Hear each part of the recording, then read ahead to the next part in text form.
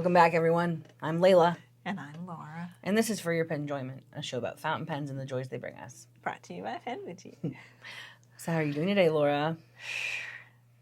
I had an amazing but very busy last week in the store. Aurora was on vacation, so I was in the store a lot. Saturday was wonderful. We had our clash with LaQuisha. So good.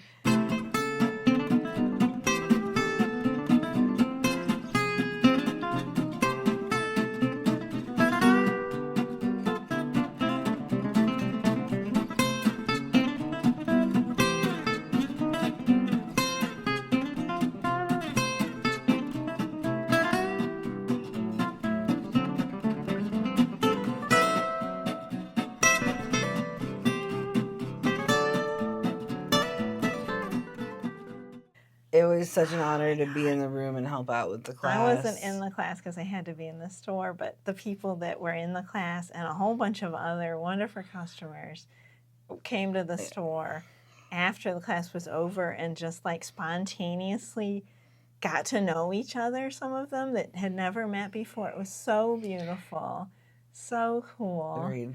Bernice, all different people, including a customer I had never met before. It's her first time in the store, Nina. She was so nice, so great getting to know her. Definitely. She bought an amazing pen, actually a few pens, but the one that was It's on my special. list, yes. Yes, the custom 743 in verdigris. Falcon nib. Absolutely. She was so excited. It was so wonderful selling her that pen. Yeah. And then a bunch of us got together, not intentionally on my part, but they got together at an ice cream store nearby, and they mentioned that they might be going there, so I was like craving ice cream when I got out of work. So I went there, and they were still all hanging around. Oh, that's lovely. It was so cool, so I joined them. I was a little tired from working in the store all day, but it was still wonderful. It was so cool. That is really neat. Yeah. The other thing that I'm really looking forward to is one of my top favorite holidays now, Labor Day weekend, because where I live, it's such a special event. They really get into it. They have a special Labor Day festival. Yes. But I am so bummed this year. Why? No fake Elvis! He's not on the schedule. That is shocking. I know. I'm sorry. I have a theory, though. I think the reason fake Elvis is not going to be at the Labor Day Festival is that for the first time ever, the Labor Day Festival and the San Francisco Pen Show are at the same time. Everybody kept telling me I should go to the San Francisco Pen Show. I would love to, but I can't. Sure. But I think fake Elvis is going to the San Francisco Pen Show. It's just a theory, but it makes sense. It's the only explanation. That would make sense for why he's not performing. Couldn't agree more. Yeah. I even figured out what pen he's probably going to get. Whoa. Yeah. Do you feel comfortable sharing that? Yeah. What pen do you think it is? I think he's going to buy an MAIILBAAAAG.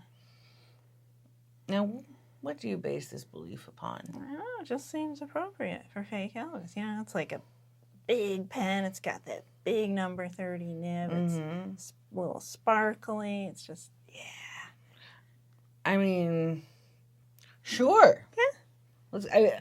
Like, my thought, hearing this, was it may be a little on the nose, but I suspect fake Elvis would own the Mont Blanc. He probably already owns that one, you know. Oh, so this might be his grail pen that he's seeking. Okay. I think he's probably going to talk to Bill about it at the show and then get one from someone there. You hear that, Bill? Yeah. If you run into fake Elvis at the San Francisco Pen Show, he's looking for that Namiki. Yeah.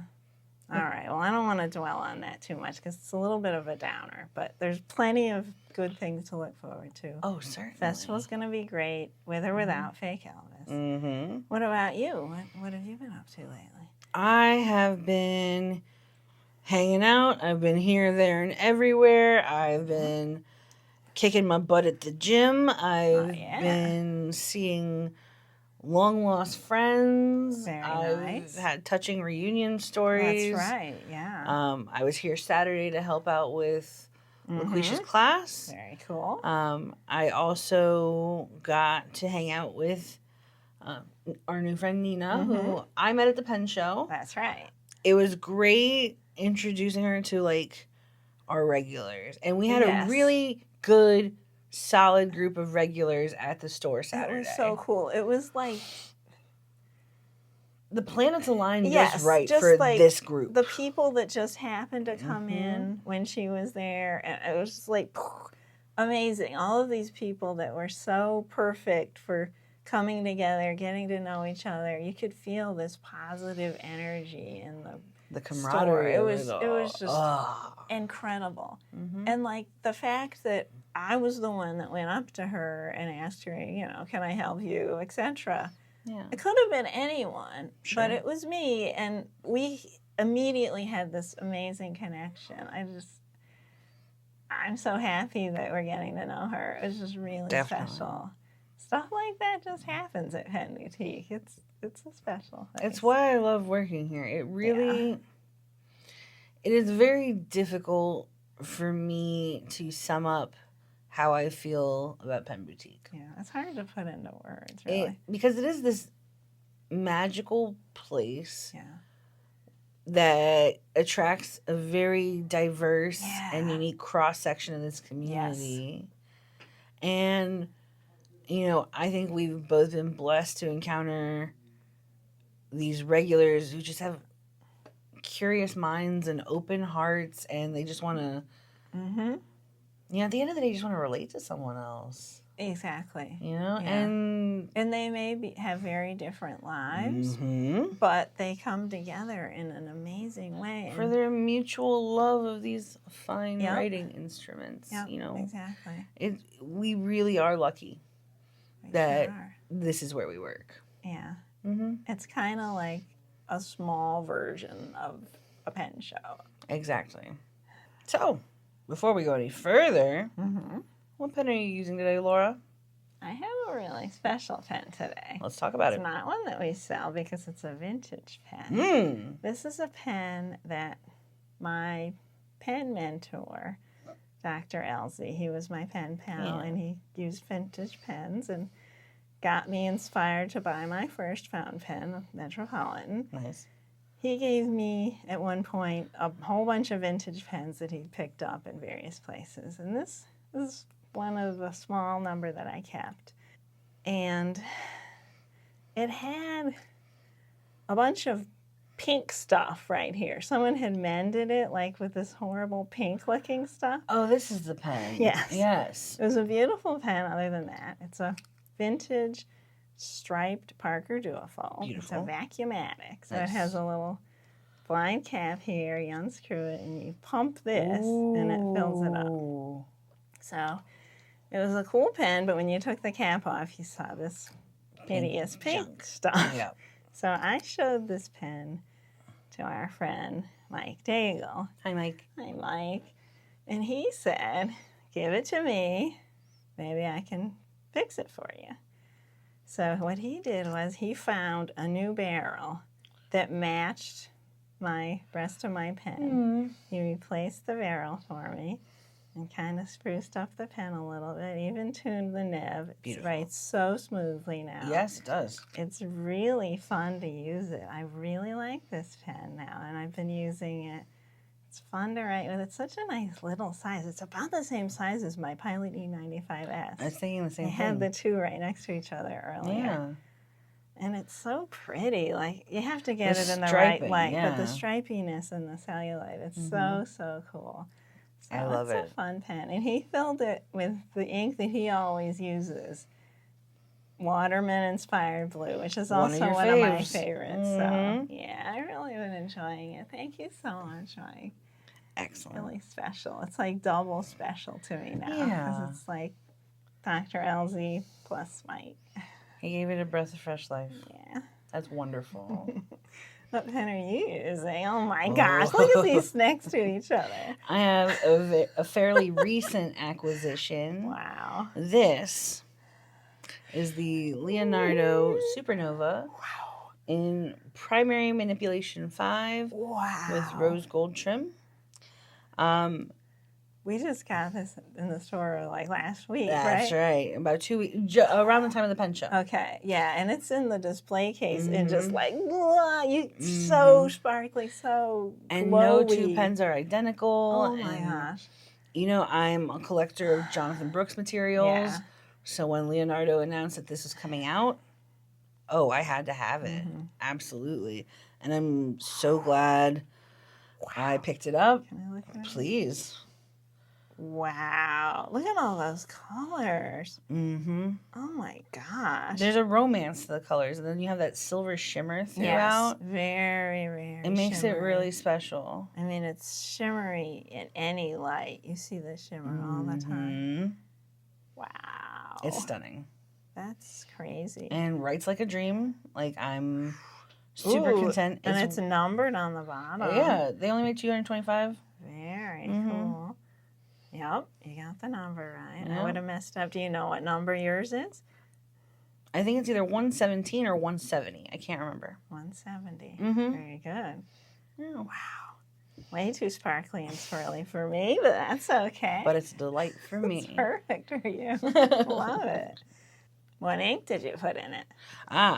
So I can be matchy-matchy, but of course with every swirly pen, there's what so many swirl options. do I match it with? Yeah.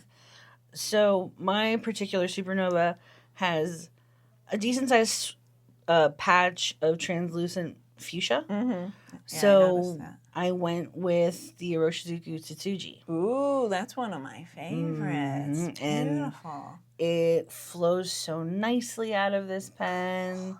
I like my pens like mid to like juicy. Now, does this have a converter or is it a piston? The Supernova is a piston filler. Okay, cool. I usually don't go for piston fillers. I love piston fillers. I'm a cartridge converter type of person. But between the primary manipulation 5 and Leonardo pens being the quality that they are, I was like, all right, I'll take my chance on a piston filler. I love piston filler. There's a convenience level to them. And then there's cleaning them. Thankfully, I do have a wrench for Leonardo pens. So I can disassemble and clean and be perfectly content with that. Wow. It's a great pen. And it has rose gold trim on yours. It certainly does. And the wheelie clip. A wheelie clip. Classic Leonardo. Love wheelie clips. Very cool. So you and I had the pleasure of attending the DC Pen Supershow at the beginning of this month. Yes, we did. I had a great time this year. I had such a good time. I kind of crashed a bit afterwards because it was so amazing. Pen show mood drop is a very real thing. I was euphoric the next day, and then like by the end of that day, I was like, oh. Because, all right, so for one, you're surrounded by objects you love and you're passionate about. Right. Two, with the objects come the people that bring them. Exactly. And it's the people that make the experience. Absolutely. For me, I mean, I did get a few things, not very much, but I'm not there to buy stuff. I'm there to see the people. And I feel like each year when I go, my world just expands. Yes. And it's just such an amazing feeling. Yes. I mean, I can't even explain how incredible that is to me. Because before I started working at Pen Boutique, was a very shy person. I had very few friends. I had a very small world of people that I knew and that I felt close to and that I connected with and felt myself with. When I go to a pen show, especially the DC Pen Show, it's an unbelievable feeling to be accepted into this community, be myself, have people like me for who I am, And each time I go, more and more people recognize me and are friendly to me and just make me feel like they like me and appreciate me and that I'm one of them. Mm-hmm. And it's just an unbelievable thing. Like, I never could have imagined that would happen to me. I really couldn't. It's just so special. The feeling of belonging for me is the best part. Yeah. You know, I feel like I spent a lot of my adulthood thus far thinking to myself, I don't want to be part of a club that would have me as a member. And then something about turning 30 flipped that on its head. And community was something I sought after. I don't know why that point, but there's a distinct difference in how I relate to the world from 2016 onward. Pen community in particular is just very special to me. When you said the word club, like, my whole life, I have never been a joiner. Right. I always would, like, if something's popular, do the opposite. Yeah. If there's a group of popular people, I don't want to be part of that group. I don't want to be in a community. Until now. Mm-hmm. Because it's something that expresses me. It's where I belong. It's not like I'm just trying to fit into something that I don't care about. Sure. It's like I can actually be myself. And yeah, these people are all different from me, but they accept me as being really part of them. Exactly. Like, the coolest thing was the last day, the end of the show. After hours, you know, everybody had packed up. You know, they could just relax. They didn't have to worry about selling pens anymore or anything. And there were a group of people that were just hanging around forever. I mean, I got home at like 2:30 a.m. that night. Oh, my goodness. And it was just such a weird group of people. And I mean weird in a good way. Of course. I love weird people.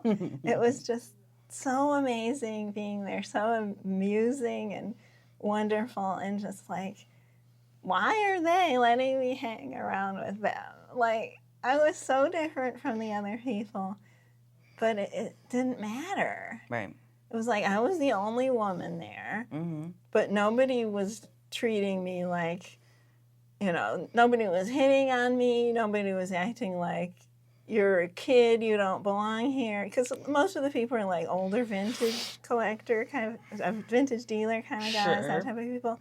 They just acted like, yep, you belong here, you're one of us, hang around with us. It was so cool. I like that. It was just so amazing. And stuff like that happened over and over again at the show. But that was most stuck in my mind for being really special, especially because it happened right at the end. But exactly. So many times I just connected with different people, sometimes in groups like that, and other times like a one-on-one. Yes. Or like me and two other people, or just little things like that. It was just, wow.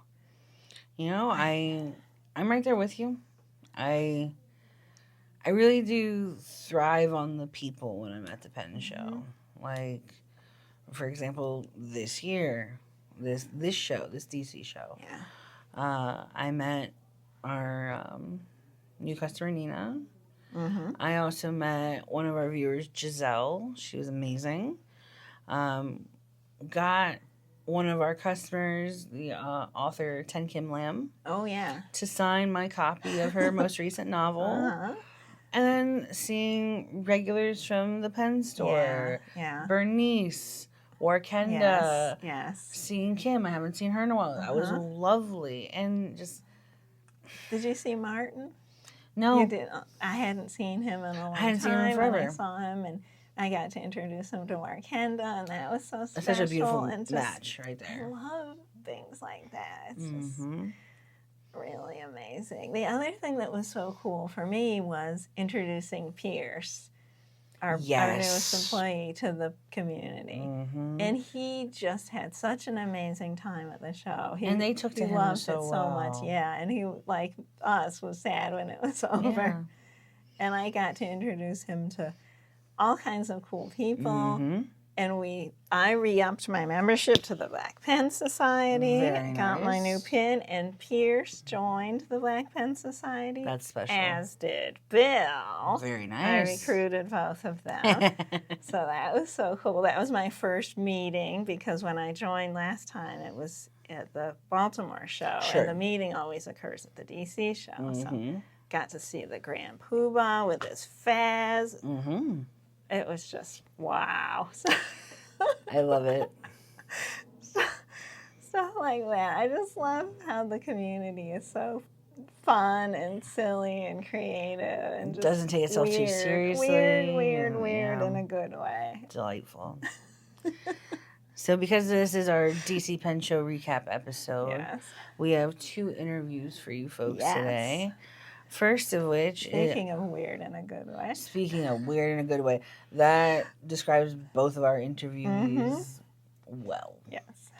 Laura had the chance to sit down with the artist Scott B. Jones. His most recent book is Vintage Fountain Pen Therapy. Yeah. And what started out as a doodle a day has turned into... 7 books. 7 books, yeah. So, without further ado, let's check out that interview. Welcome to For Your Penjoyment, Scott. Can you please tell our viewers who you are? Because I think you can explain it better than I can. First of all, thanks so much for having me here. It's kind of neat to see where all the magic happens at Pen Boutique. I love fountain pens. Definitely. I love ink, and I love paper, and I find it to be therapeutic. So it's like a tie-in to what you guys are providing the public. And I enjoy just using it, filling the pens with the ink, finding the pens. I've been doing this for, fountain pens as part of what I illustrate with has been a little over a decade now, since the early 2010s. And it just kept on going, and I'm probably more interested in fountain pens now and the whole process of using them than I was 10 years ago. So it just So you started with dip pens and then got into I actually used like brush pens, like these Japanese brush pens with little ink cartridges. And I was like, and you had to order them all the way in Japan. Like I had to get the exact kind. And you don't know how easy it is to actually make things happen. But I had to learn about that. So I was like, then I can get like a syringe and fill the thing. And then I just eventually just got bottles of ink and different filling mechanisms. And then that took me to different types of pens. Like I think I started out with a Lamy Safari or great starter. The Pilot, was it Metropolitan? That was my great, first like, pen. and I was like, that's a lot of money to spend for a pen. That's what I thought too. The early days. But it gets better. You try new pens, and I would write upside down with them because it would be like 2 pens in one. Yeah, you have a thinner line. And then I found vintage pens. And that's the thing that really got my motor running, was vintage pens, because they're so unique. They were made differently. That when they were made out of necessity. So like kind of cell phones are now, you have like Samsung and Apple, they're fierce competitors. Back then you had Parker and Waterman, and they were very serious, and they spent lots of money with R&D and development to make the best possible product. And these were like the cell phones of the time. And your way of communicating with other people. And people identified with certain companies, just like people now are like, I'm an Apple person, or I'm a PC person.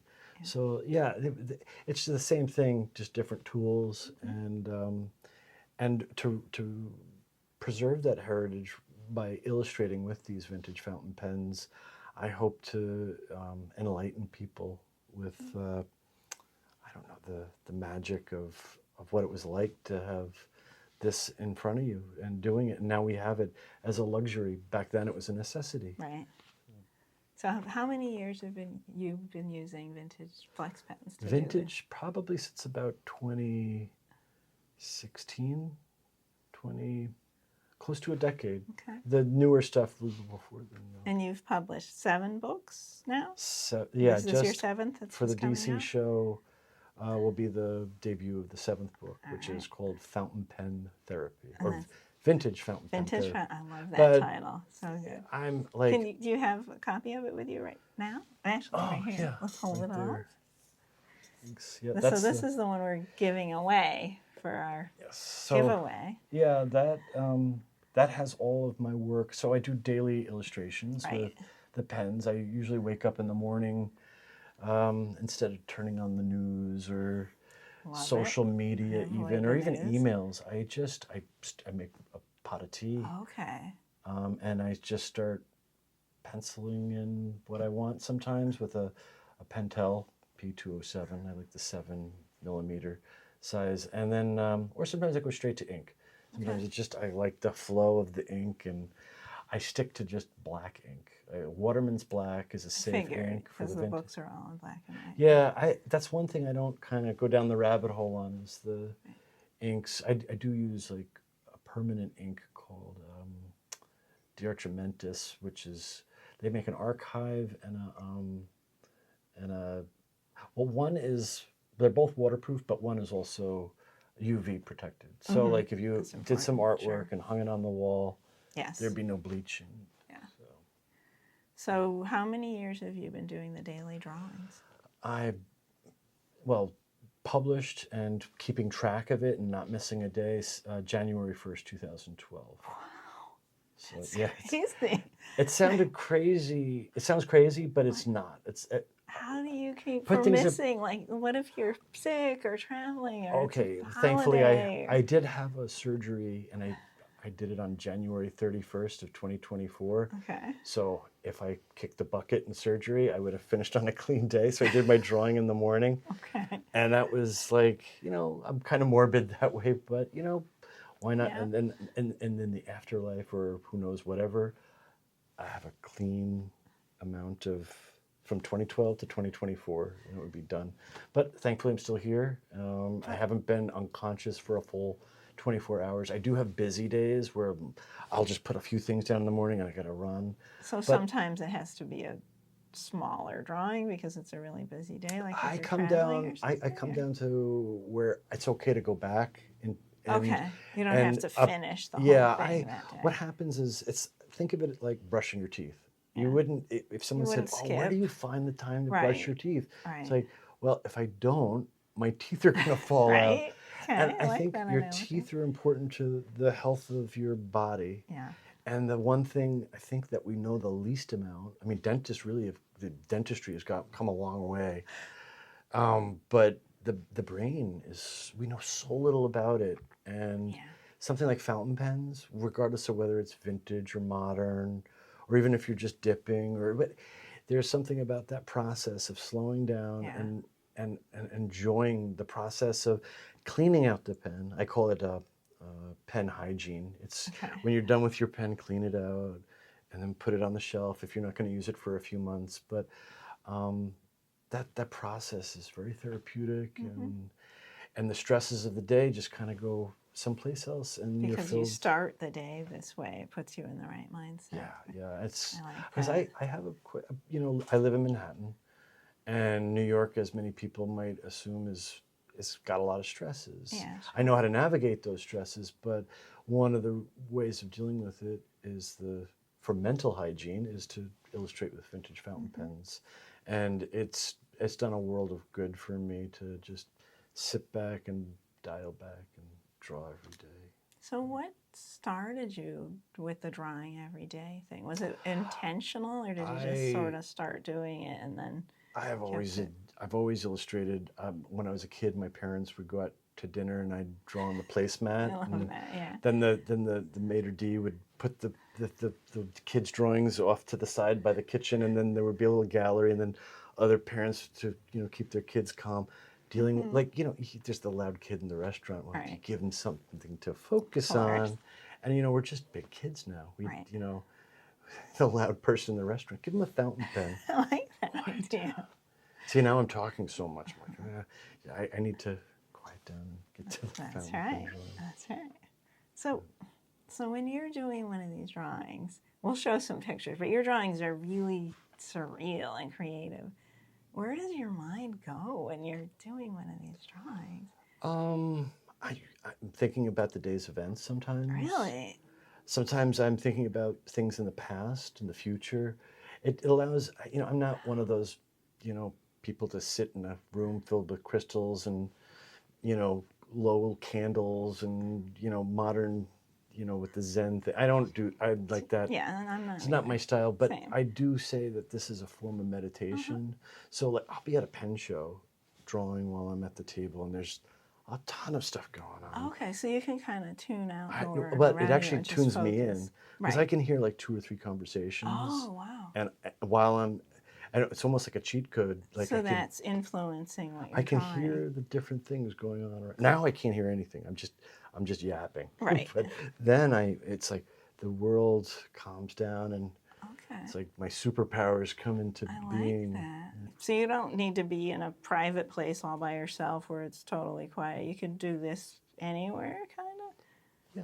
I mean, it's nice to have a quiet place. I mean, like a library New York has got their main branch on 42nd Street and 5th Avenue. There's this Rose Room that's just world class. That sometimes a museum is nice, but honestly, the place I do it most is at my desk.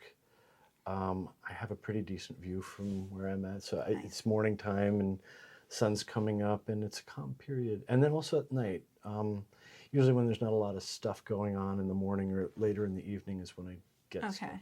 So you usually do it when you're alone, but you can do it. But I can be in a restaurant with all the chaos going on, and if I'm feeling a little anxious, like there's too many people here, if I'm drawing, that all just goes away. Yeah, I like that. It's highly recommended if you can get to that point, whether you're writing, you know, doing the quick brown fox jumps, you know, testing inks or who knows what. But it's a nice place to be.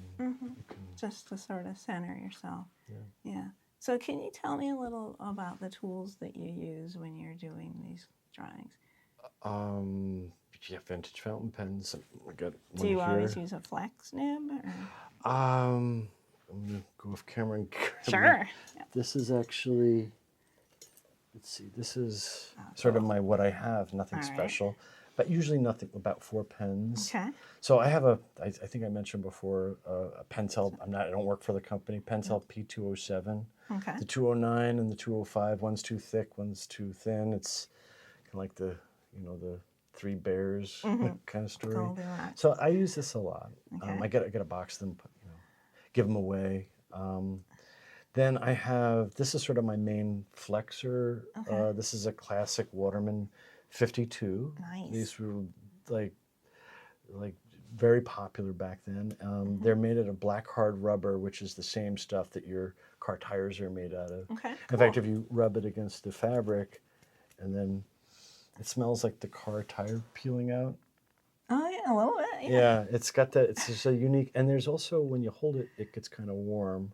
Okay. There's just a nice feeling, and this is with a number 2 nib. So 52 means a lever filler. The 5 was a lever filler. The 2 was the size of the nib, and then it had a feed, and then you have this lever with a sack inside of it. I know people ask me, can you travel on an airplane with this? And I travel. Sure, you travel a lot. You go to a lot of pen shows. And Mike told me about this, that you just nib up. And I've yet to have a leak. I've had leaks where if it was in my bag and, the flight attendant says, oh, could you put that bag further underneath here? Yeah. And then the bag kind of goes like this. And you're like, oh, well, that's going to be fun when I land. But Do you make sure that it's completely full because of the changes in pressure? No. Okay. I mean, there might be a little something to that. Like this one's from the 1920s. Now, this one is a really early one. This is a Paul Ward. This is a company by a guy who's commercially successful with fountain pens from Bloomfield, Pennsylvania, and it's from the 1880s. And this one is just a dropper fill fountain pen. So the whole barrel is filled Yeah, you with unscrew this is filled actually, and it's got an overfeed, and it's got a very flexible nib. These were like essentially dip pens, put in like a McDonald's straw, and if I hold on to this like a thermometer, the ink the heat in my hand will expand, and I know that I could see it coming out, and I'm ready to go. Okay. Now you don't want any sudden gestures with this because it'll fly out. Yeah, it's but they're very lightweight. People use these all the time. They didn't use large pens. They used back then. They used thin pens because their writing was part of their business. They were accountants, bookkeepers, and they wrote all day long. So if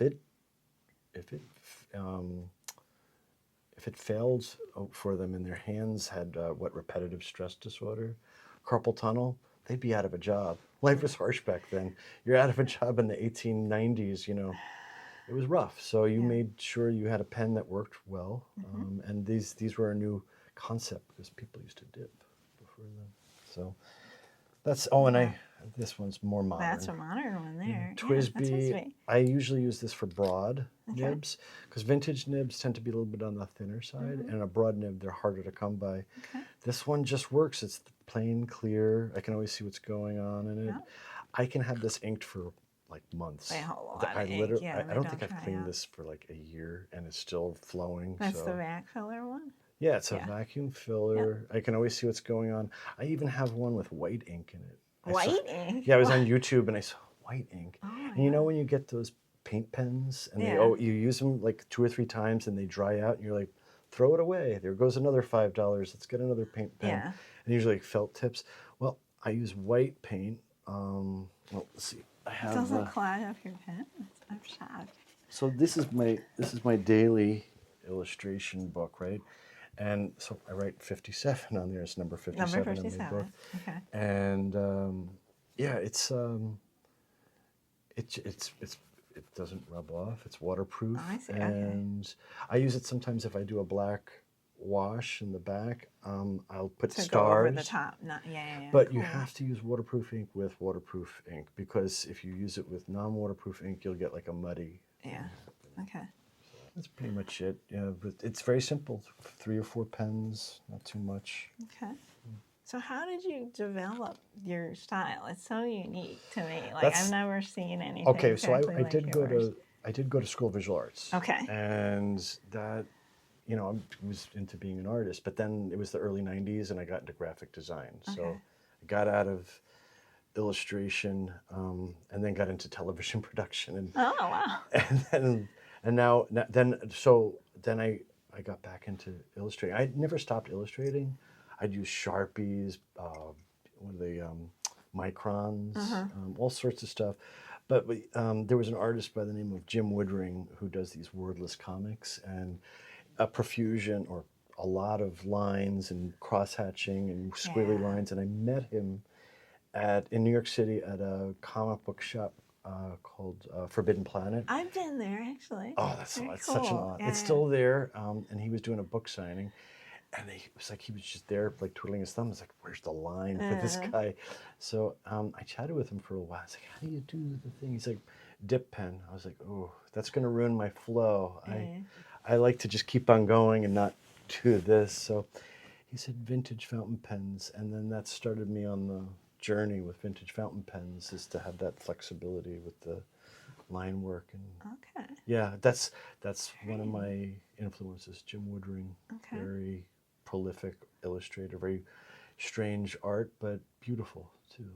So. You mentioned I forget his name right now, but the comic artist who did Nancy is another one of yours. Oh, Ernie Bushmiller. Yes. Yeah, there's a total underground, cult following, I guess you call it. Like there's a big following for Ernie Bushmiller. In fact, there was a thing called Nancy Fest that happened at Ohio State University.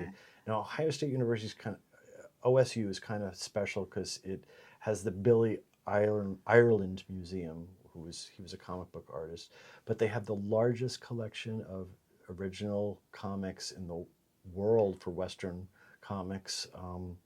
And you go there, and it's sort of the you go to Cooperstown in New York for baseball. That's like, oh, I want to see. That's the spot. This is the spot for comics. And they had a thing called Nancy Fest, and for a whole weekend, everything Nancy, everything Ernie Bushmiller. And I think the thing about him is he was deceptively simple. Yeah. But there's a lot of stuff going on underneath those simple lines, similar to like Calvin and Hobbes or Chuck Schultz with the Peanuts. Yeah. There's a lot going on underneath those squiggly little lines that can let the mind wander. So let's say one of our viewers wants to start regularly drawing stuff and they want to develop their own style. Would you have any advice for somebody? How do you kind of develop your own style?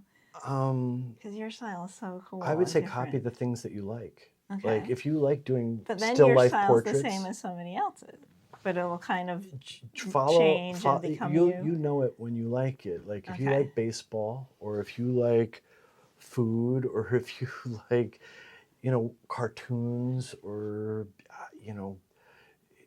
computers, video games, manga, anything. Just follow that thing and copy the thing. As a because starting point. The chances of you making it exact facsimile of what they do is, chances are you're not going to, unless you're into like emulating exactly, then that's a whole other thing into itself. But just follow the thing. And I like cross-hatching. I like doing lots of cross-hatching and lots of lines. It just feels good doing it. But then there's long flourishing curves. There's a lot of stuff out there, and just follow what you know it. When you turn on, I don't want to listen to that song. I want to listen to that song, and then just emulate that. Try to do that, and then it'll just happen. If you try to make a style, it'll show. It'll show that when you're, people will know when you're. I think the terminology is aping someone else's style or copying.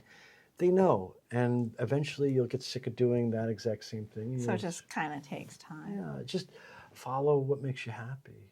Just do what makes your heart sing, kind of thing. That sounds corny, but it's true. Okay, so if someone wants to try drawing kind of like you do with a vintage flex nib pen, do you have a recommendation for a good pen for them to start with? Like if they're at a pen show, like the DC Pen Show, what should they look for as a starter? Pen shows are probably the best place to start looking for starter pens, because you can have hands-on rather than looking through the internet, and then the pen comes to you through outlets like eBay or other dealers. They're so unique. They're so special into their own. You want one that feels good in your hand. Yeah, there's a lot of things, the tactile nature. Yes, so go to a pen show, go to a pen club meetup in your area. That's a good way. Go to some shops have get-togethers. But yeah, meet people who have like-minded interests. But pen shows are the best place, and there's no hyperbole there. But is there any like specific pen that's a good starter, or not that's really? part of the journey. Is you never know. But there are a lot of good pens out there that came out. That there's still many surviving examples. Like Waterman has plenty of stuff. Conklin, Wall Eversharp, Parker, pre-1920s.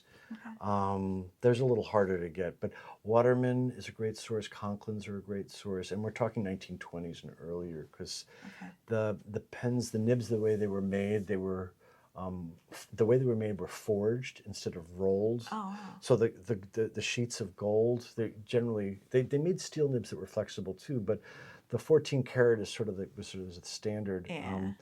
When they forged them, which means hammered, I'm no metallurgist, but I don't know if I got that word right, but the molecules line up in such a way that it allows like a bounce back. When it's rolled, the molecules do a certain thing where the nib isn't as bouncy. Oh, wow. There's also the cut of the nib, and also the mixture of alloy to gold. It's kind of like the secret ingredients to like Coca-Cola, under lock and key. So, but they're the 1920s and earlier, or some 30s pens. But yeah, I'd say look for that stuff, and they're out there. They're available. You can put pens together. from going to shows, from getting parts. Like Frankenstein them, or Yeah, Frankenpens, yeah, Okay. where you change the cap and put it on another. But you got to make sure that the depth of where the nib and the cap fit, and that's the fun, is putting it Playing together, around and finding figuring it. out, yeah. Maybe you want to get something really special, really nice. You know, that's where there's so many different ways to approach this that's the fun. You know, but making sure that you ask questions of the dealers, because the dealers at these pen shows really are there out of a passion that they have for this stuff. Absolutely. And they want to talk about it as much as I'm talking Right, about like it someone now. like Mike Daigle, who's watching. He's our live studio audience today. Mike Daigle, He's a wonderful person to go up to because he's so kind and patient and just takes his time letting you try things and letting you explore and not feeling intimidated or anything. He's got the artist in mind. He's got an artistic mind. So when you're dealing with that, sometimes that helps out. Different dealers have different strengths, and Mike's is creativity. There's others who do really neat filling systems and repair those, and others who like scout out certain types of pens. And once you find the kind of stuff that you have like-minded interest in, and they'll refer you to other people. Like if I can't get someone to the right pen, or another dealer can't get someone to the right pen, they know someone else who's got that thing. Like it's Just such a friendly Schaefer's community. or just everybody has their strengths, and it's like self-regulating community, and it works. You know, it just works, and it's really cool. So I would love it if you could show me in action how you do these amazing drawings. Yeah, sounds good.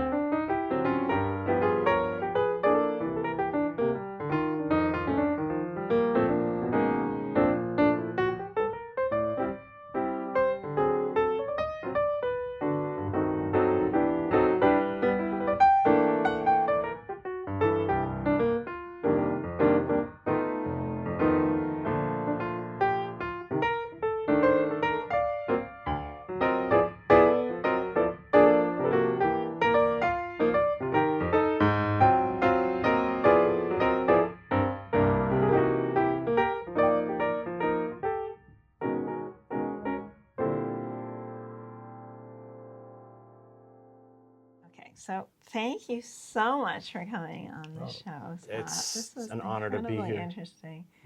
And I can't wait to be hanging out with you and Mike and all the other interesting vintage and non-vintage people. So many at the worlds Pen collide. Show. Yeah, you got I see the show and I'm like, what you guys are doing with the just getting people to enjoy the thing that is what we like. Pen shows are so special. And then the pen shows, people from all over the world. Exactly. Like from Japan, India, like all over the country, and it's just Croatia. Don't forget Croatia. I'm like 1/4 Croatian, and Miroslav Tischler is one of the dealers at these shows, and he should be in sometime this evening, traveling for 6 hours, 7 hours. Something like We're recording this the day before the DC Pen Show starts, and I am so excited. I can't wait to be there. Yeah, it's a big deal. It'll be really cool. I'm looking forward to it. All right. Thanks so much. Thank you so much, Scott. Really nice to be here. Laura, that was a really good interview. Thank you. Yeah, you did a great job. I have no memory of it, so when I see it again, I'll be like, why was I wearing that bright red shirt? This next guest has become a fixture at all the fountain pen shows I've been to since working at Pen Boutique. It was my first time meeting him, and I absolutely loved meeting him and watching you do the interview. That was delightful. For those of you unaware, Tom Forsythe. Yes. goes by Sugar Turtle Studio, has an Etsy shop, has a great Instagram presence, fun artist. When I started this hobby, I wanted fountain pen stickers to go with my stack of notebooks. And in the beginning, he was like the only person I bought stickers from. You have so many of his stickers. I have so many of his stickers. They're so cool and creative. So much fun. And I love his style of art. Yeah. He's also a huge proponent of creative journaling. I went to his workshop at the Philly Pen Show, and he hosted at least 2 workshops in DC this year. And I'm sure there will be many more to come. And what stuff does Turtle Studio sell besides stickers? It has like stickers, rickshaw bags. Ink. Didn't they have custom ink? Yes, they have a collaboration with Diamine. 2 different collaborations. Right. Well, no, 3 at this point. Oh, really? Okay. Yes, and I have all of them. All of them? Oh, wow. Yeah. I mean, the colors are great. Yeah, I remember you bought was that last year at DC? You got the 2 matching, or like paired up colors. I got warm-blooded and cold, oh God, I can't remember the name. No, warm, I don't know. It was like sort of it was a pink and a blue, right, exactly. It was a fire and ice type of duo. The most recent Diamond collaboration was a triple. Lollygag, Dawdle, and Trudge. Those are the color names. Yeah. Fantastic colors. Very cool. Tom was a delight to talk to. Oh my gosh. So funny. I love that. And so just much. Such a good, welcoming energy, good spirit. So I'm going to shut up. Yeah, let's watch it. And let's just let the footage speak for itself. Welcome, everyone. I am here with Tom from Sugar Turtle Studio. We're here at the DC Pen Show. And Tom, thank you for being on the show today. Thank you for having me on the show today. You are a delight, first of all. Okay, but we'll see. I do all right, I guess. No, I'm okay. I'm fine. You are wonderful. Thank you. Just accept it. I do. Thank you. Excellent. For those of you who are not familiar with Tom's work, I'll post a link in the description box below. If you have visited us in the store and seen me with my infamous notebooks filled with stickers, Tom is responsible for probably 75% of those pieces. Wonderful artist, and also a fixture at these pen shows. I had the pleasure of sitting in a journaling workshop with you at the Philly Pen Show in January. And he's here once again in DC doing how many journaling workshops? I have 4 workshops. 4 workshops. All different aspects of journaling, all different ways to use a journal to explore yourself creatively. I love that. So first of all, because we are a fountain pen show, would you consider yourself a fountain pen person? That's how I came to be who I am today. Okay, tell me more. So that's how I got into this world. I love this. I have been a writer my whole life. Fiction. I hear you. I got you. And I always, the thing I hated about other pens was like the starts and the stops, and they sort of got in the way of like the flow, right? So I was always looking for the best pen. Sure. And then one year for Christmas, my mother bought me a Pilot high tech Coletto. It's a multi-pen. It's not a fountain pen. But that pen worked really well, and I was like, wait a second, what other pens are out there? Ooh. So then I found fountain pens. Love that. And my first one was a Mnemosyne Singularity. Wow. Which I don't think Mnemosyne exists anymore. Right. But it was like a real heavy pen. Okay. And then I got another one of those, and then I was like, wait, there's a lot of pens out there. Yeah. And now I have approximately 200 and maybe 50. Whoa. Also on top of that. I have a lot of fountain pens. Yes, you do. You incorporate them in your art. Oh, right. So I didn't get to that part. So that's what the thing I wanted to see but could not find, because I also love stickers and stationery, was stickers and stationery themed around fountain pens. Yeah. So I started by doing fountain pen stickers, and I still have a lot of fountain pen stickers. You certainly do. But I also, branch out into other things with, that are just awesome stickers. But fountain pens are my core, where I started. That's my sticker youth. That's right. And you never forget where you came from in that regard. I love that. Now, considering your collection consists of about 250 or so. Yeah. Do you have a favorite fountain pen? Not even a little bit. Yeah, I know. It's a stupid question. I have, so if you made me pick a favorite, Ooh. well, I wouldn't pick one, but I could list some, but it would all be because they have special meaning to me. And the best ones would be the ones that have special meaning and I love writing with. Sure. So it's like if it was a present from somebody and the writing experience is great, then it's going to be like, on that top list. Of course. So like when I was in Japan last year, my husband bought me a Namiki Emperor. So it's hard to be on basically every level, right? It's an amazing pen. It was a present from him. Yep. It commemorates my trip to Japan. It has all the things going for it. That's amazing. But I have, a few pens that are maybe not quite so expensive that are also like nice pens that, were presents or, like I bought to commemorate something that happened in my life and also that I love writing with. So that's wonderful. I also have a Pelican Ocean Swirl that I bought for a weird thing to commemorate, which was I tried to buy a house and got screwed over by the realtor. Oh, no. And I almost lost lots of money on it. Ooh. But I sued her. Excellent. With just me saying legal things at her. And then I got all my money back and I used it to buy the pen.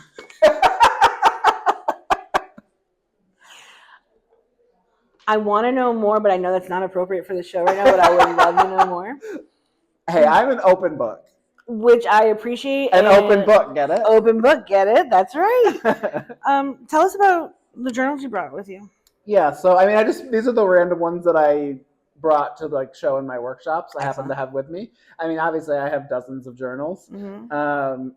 All my journals, every single time I start a new journal, I probably use a different one. Like I'm not consistent about brand or type or anything like that. I mean, I will reuse one sometimes. Like I've filled a few of these, but what I do is basically like depending on what I want to do in it. So like in this one, for example, I wanted to focus on practicing with my watercolors. Sure. So I used the watercolor journal for that, which isn't as good for fountain pens work fine in it, but it's not as nice as a sensory experience as like a Tomei River or something like where if I'm just going to write, that's the notebook I'm going to go for. But if I'm going to mix and match, then I'm going to go for something where it can like hold the water from the watercolor. Makes total sense. But I do a lot of different stuff in my journals. So, and I also journal about journaling a lot because that's my job. That's your jam right there. Here's a question. Okay, before you, how long have you been journaling? Since you were able to pick up a pen, essentially. So I've always loved stationery. Like even back before I knew fountain pens were a thing, and I knew this whole community existed. Sure. I always like had that, and I think a lot of people in the community are like this. They sort of had this like love of stationery and this sort of like desire to use it, even if they didn't necessarily know how to use it. Yeah. So like I've always kept journals in some way, but usually it's like starts and stops, and I don't really know what I'm doing. But probably like 6-7 years ago, I started consistently journaling and giving away some of my workshop secrets. The thing that let me do that was letting go of what I thought a journal had to be. Ooh, right? So Can you tell me more about that? Yeah, so I don't have to do it on a certain schedule. It doesn't have to look a certain way. It doesn't have to be a certain thing. It's whatever works for me in the moment. That's what I do. Yeah. And sorry, I got distracted. I was trying to fight it. I'm right there with you. Good. So letting go of like, oh, this has to look perfect, like it looks on people's Instagram pages, or I have to do it every single day, or whatever it is, or I can only do writing. I have to do like a Dear Diary style entries and write about what happened that day. Right. Sometimes I do those things. Sometimes I literally do like this day, I didn't meet Yayoi Kusama this day. Yeah. What I did was I was feeling sort of creatively blocked, so I decided I'm going to draw her in my journal and write about it. I love that. So that's what I did that day. But maybe like the next page, I was just like, here's what happened today. And in fact, like this is some people I saw in the coffee shop. I drew them in my journal. That's what happened that day. It's fantastic. So it's like whatever whatever I feel like I need to get out of my journal is what I get out of it. Yeah. And that's, for me, the most fulfilling way to do it, and therefore the most sustainable way to practice journaling. That's brilliant. Like, I mean, you hit the nail on the head. You said there's no one way to journal. There's no right or wrong way to journal. Just as long as you're getting the stuff out in a way that makes you feel good, that's what matters. I've come to, like, I've personally struggled with, like, more artful journaling. Like, I would consider this. What do you mean struggle? How do I phrase it? Like you previously mentioned, like the inferiority complex that sets in when you're scrolling through Instagram and finding these perfectly curated spreads. So, I've had to kill that inner voice, like punch her in the face several times. So I guarantee you they have pages in their journals that are ugly. Oh, absolutely. But I also think it's a matter of what your goal in journal, like what is your intention in your journal, right? So if your intention is to make beautiful pages, that's okay. Sure. But making an ugly page helps you towards that goal because you're learning how to, like, what doesn't work for you, or how to, like, oh, how do I combine colors in a way? This doesn't work, but this does work. So on your next page, you'll know that, right? Yeah. So a bad page helps you get towards that goal of making beautiful pages. That's brilliant. But even once you're a professional like I am, you're still going to have bad pages. Like, this is my journal right now. There's several pages in it that I think are ugly and stupid. Aw. But not in a bad way, but like in a, like, that happens sort of way. Like, I'll show you one. Okay. Just so you can see, like, I'm not a perfect princess. I retract my aw. So, like, this one, for example, it got way out of hand. And I don't, like, hate it because it's still, I still have the memory of making it and why I made it. It definitely expresses something. So it was I was journaling with a 9-year-old. Ooh. And she drew this beautiful flamingo.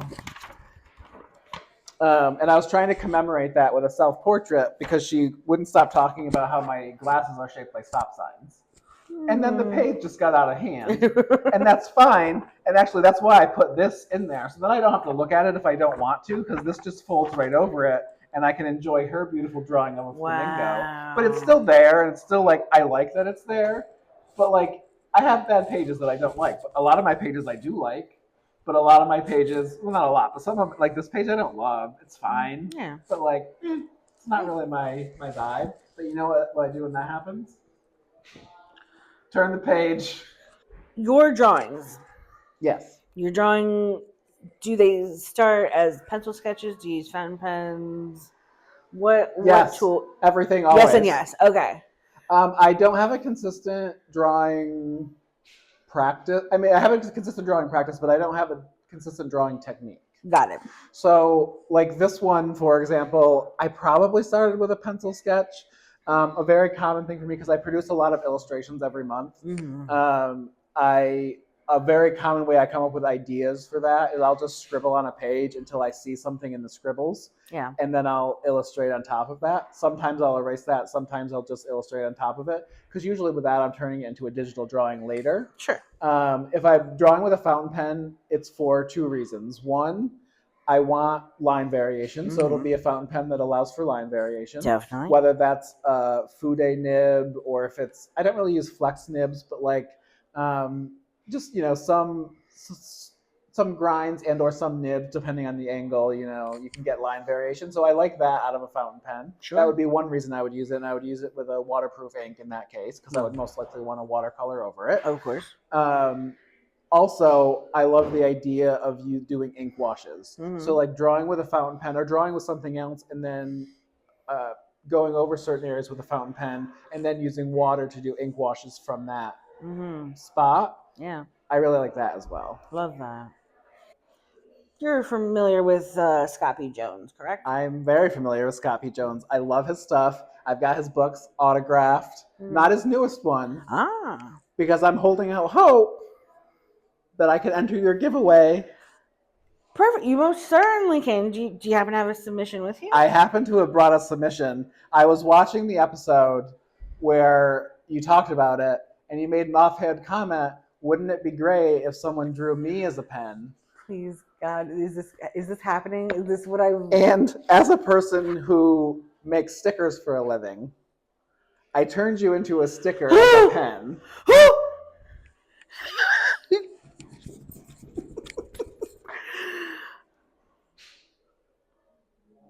Tom. This is everything I wanted.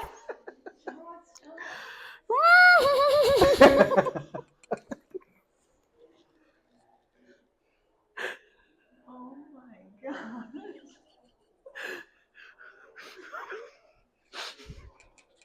Thank you.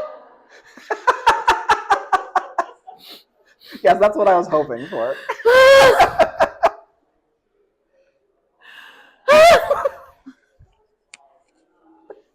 So you also are in my journal because that's where my sticker started. I love that. Yes. So I just want to point out, on this spread, you're in my journal. It's you and Brad Pitt. Yes. Yeah, there you are. First rule of Tom's journal: we do not talk about Tom's journal. No, wrong movie. Seven. I understand. I just watched Fight Club this week, though. Let's journal about it. Let's journal about it. But journals are for private, not for public. Unless right. you're me, and then I put them on the YouTubes. What? I asked this of people who, really are huge proponents of journaling. Mm-hmm. What would you recommend to someone who maybe? What advice would you give to someone who maybe wants to start a journal, doesn't know where to begin, doesn't know what their voice is in terms of journaling, whether it's a little more artful? I mean, it's hard to answer in a short. We're a long form show, baby. A pithy thing. I think it's a mindset, and it's a mindset that you develop over time. Mm-hmm. And so I can tell you some aspects of it, mm-hmm. and I will, mm-hmm. but I don't know that it's something that will come across without repeated,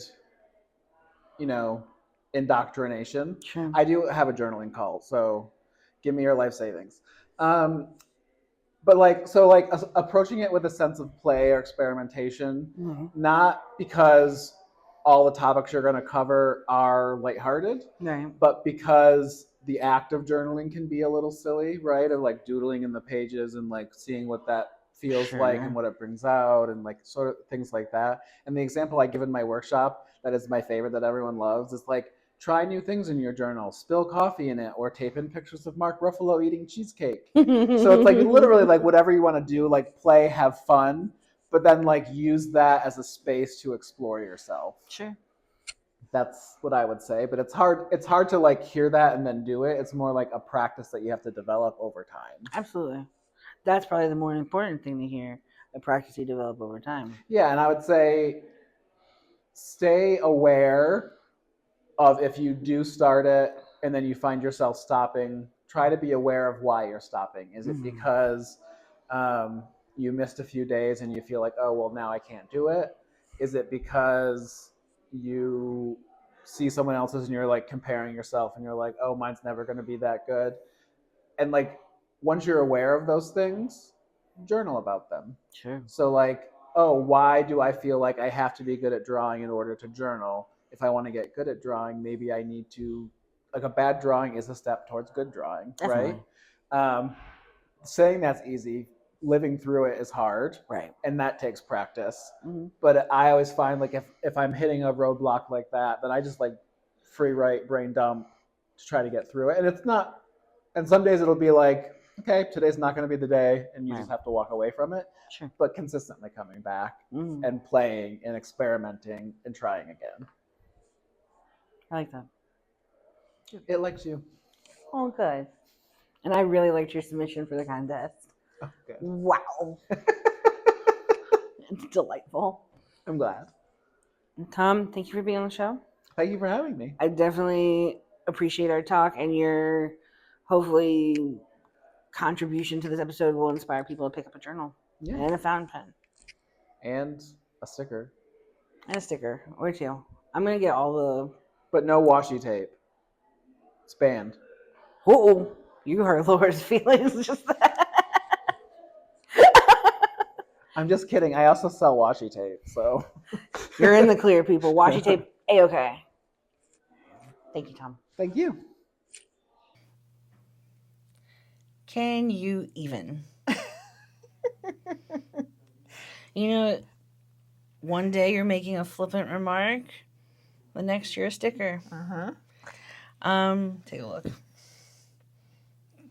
I feel like you captured my essence. It looks exactly like you. I love that you're a pen, but you're also holding a pen. It's delightful, isn't it? It's very meta. It's Is very that the right yeah. word? Very meta. That's incredible. So, Tom, thank you for your time and for your submission to our Scott B. Jones giveaway. Now, which, appropriately enough, you ended up being the only eligible submission. Laura made a drawing. So, Scott's work is very absurd. It says right here, art and absurdism. Absurdly enough, you were the only entrant. So, Tom, I will reach out to you after this episode is released. I'll get your details. And congratulations, you are now the proud owner of Vintage Fountain Pen Therapy. But even though I can't enter, I was inspired, thank you, to do a pen with a personality. I love it. Please show me. You have not seen it yet. Nope. Here it is. Oh. It's supposed to be me. It is very much you. Notice, this is an Urushi lacquer pen. It has Rodden on the piston knob. It's a piston filler. The body is black Urushi lacquer. The grip section is vermilion Urushi lacquer. Of course. Wouldn't have it any other way. It's a number 30 nib. Notice, very oversized. I love it. I have no idea what the cap would look like. It would have to be very large to fit over that nib. The hair is great. Try finding a cap to conceal that hair. Yeah. Well, that's what the pen is drawing. That's not actual hair. You can put the cap on. Laura, it's lovely. So, for this episode's silly segment. Speaking of absurd. This was all your brain, baby. Yes, but your editing, it was very perfect and precise. I love your editing of this. Thank you. But the legwork was all you, homie. So, please, just for a moment, explain to our viewers what you had envisioned. So the way I explained this, all right, so what I envisioned was I would go to the DC Pen Show. Mm-hmm. I would bring 2 small Nemesis notebooks with me. Mm-hmm. And from the front of one, and from the front and the back of each one, there were 4 games going. Mm-hmm. Now, the game, as I described it to people when I would go up to them and try to explain to them what the heck I wanted them to do, is kind of like the game Telephone you may have played as a kid. Mm-hmm. You whisper something to somebody, they whisper it to the next person, and it goes on and on. Each thing gets more and more convoluted and absurd. That's right. So it's like that, except with writing and drawing. So I had people either draw a picture or write a phrase, and then they would take turns drawing or describing the drawing. And it got more and more ridiculous, as I wanted it to be, as it went along. And I just went up to quite a variety of different people at the show, some of which were during the show itself, some of which were after hours. It was so much fun, and I loved doing it. Again, it was something that was a little bit something I never would have imagined myself doing in the past, going up to all these different people that I barely knew and asking them to do something like this. Some of them helped me out by introducing me to other people that thought would be good at it. Mm-hmm. It was just so fun. Some of the people were people that I knew I wanted to ask. For sure. But other ones, it just happened in the moment, and it was just somebody I met 2 seconds before that. And they were amazing and sent the game off on a new twist. So rock on. It was really cool. All right. So we have a montage for you. Big old supercut of this game in all 4 of its rounds. So take it away. So it just has to be a thing. Oh, yeah. I mean, And something positive. Oh, yeah. I mean, it could be What if it's like an imaginary something thing? that someone would be able to describe in words.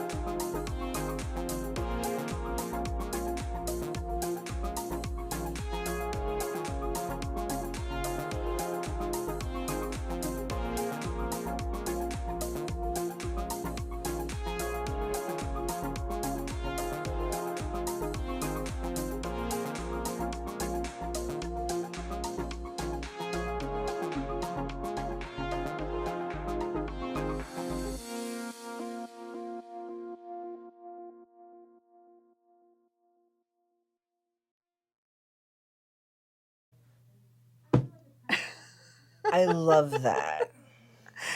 First of all, yes, it needs to be said. I feel compelled to say this. You approaching everyone in that video, you took yourself out of your comfort zone. You know, you made magic happen. Some people took it very literally. Yes. Some people were a little more imaginative. So. Yes. You caught this beautiful glimpse of our community. So, it's so cool seeing how different people think. Really, really cool. Some people were so literal, and other people came up with something like, what? This poetic at points. Yes, some of them were like poetry. Mm-hmm. That was delightful. I thought it was really interesting how the one that I started stayed pretty much on track all the way through. And the one you started is the one that's just like the rails yes. on the crazy train. So great. So it was wild to witness. Because I let you do your thing. I didn't check in on the notebooks. No. I was like, I'll see it when I see it. Boy, howdy. That was fun. Now, I wanted to point out the one that David Oscarson did, which was the second one in the Penjoyment that you started. It kind of looked like, what the heck? Why did he just draw his own pen? Where did that come from? But I think that was actually an extremely clever response to a very difficult thing to try to capture. Sure. He looked at the word penjoyment and was like, okay, how do I draw this? And he thought for a minute, and he was like, And then he was like, okay, I've got an idea. And then he started drawing, and I was like, what in the world? And I didn't ask him. I was just like, okay, thank you, that's cool. But I think what he was drawing there was us. And it's probably because Lena likes to refer to us as fire and ice. So he drew a picture of one of his pens that was the winter pen and has these cool ice crystals all over it. And then he drew the sun symbol from another one of his pens. And that was us. And I think that's really cool. That was a really cute nod. And then the way it went off crazy from there was amazing. Good Just love it. Thank you for doing that, Laura. That was wonderful. Well, folks, we're nearing the end of the episode. You know what that means. Mailbag! How many bags is Bill going to have to give you? Well, I got to take a whole pile of them home from the pen show, so no Forget worries. I said anything. No worries. All right. Kind of like how we had only one submission in the giveaway, we have only one piece of mail. Okay. But it's a very cool piece of mail. I do like it. I think we need to look at this one. This is from Stomped On Poet Laureate, Eric Arnold. Hi, Eric. He's got some cool decorations on here. Fountain pen washi tape. Handwritten note inside. Look at this cool stamp. That is very pretty. He has an Alzheimer's awareness stamp on there. And it's addressed to For Your Penjoyment. All right, let's see. Let's check it out. Dear Leila and Laura, yesterday in the store, M. Blank, I'm not sure if it's someone whose name starts with M or like Mr. Blank. You know, it's like one of those olden days way of not saying the person's actual name. You just was a buyer of the new or old Sailor Trinity. And we were all collaborating in trying to find the appropriate ink for it. As I'm sure you are aware, many of us are all matchy-matchy with our pen and ink combo.